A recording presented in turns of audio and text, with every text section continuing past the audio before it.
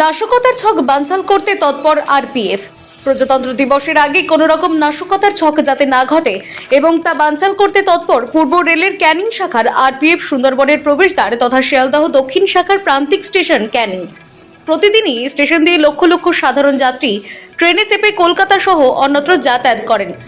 এমনকি সুন্দরবন ভ্রমণের জন্য দেশ বিদেশে হাজার হাজার পর্যটকরাও যাতায়াত করেন। বিগত কিছুদিন আগে ক্যানিং স্টেশন থেকে ঢিলছোড়া দূরত্বে ক্যানিং হাসপাতাল মোড় থেকে কাশ্মীরি জঙ্গি গ্রেফতার হয়েছিল। সেই ঘটনায় রাজ্য তথা দেশ তোলপাড় হয়েছিল। ক্যানিং থেকে সুন্দরবন হয়ে বাংলাদেশে যাওয়ার কথা ছিল ওই জঙ্গির।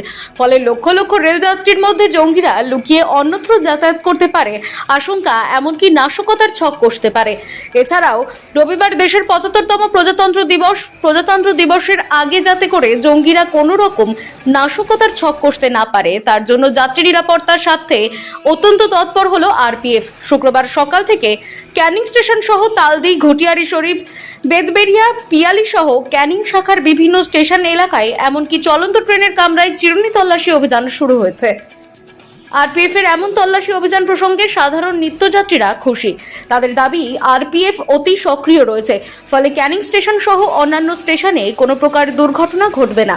নিরাপত্তা যথেষ্ট আঁটোসাঁটো রয়েছে।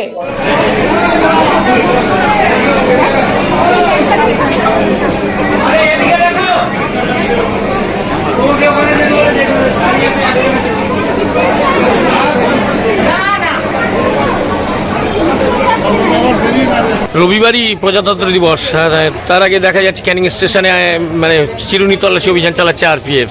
বেশ কিছুদিন আগে ক্যানিং স্টেশন সংলগ্ন এলাকায় কাশ্মীরি জঙ্গি ধরা পড়েছিল, সেই কারণেই কি? হ্যাঁ, সেই কারণেই হচ্ছে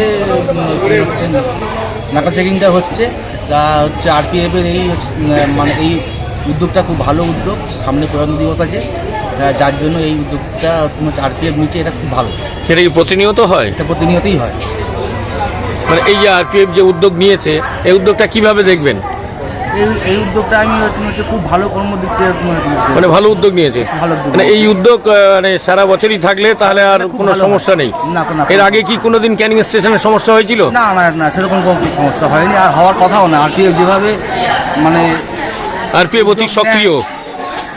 হ্যাঁ, অতি সক্রিয় আছে। অতি সক্রিয় আছে। কি নাম আপনার? আমার নাম উৎপল বসু।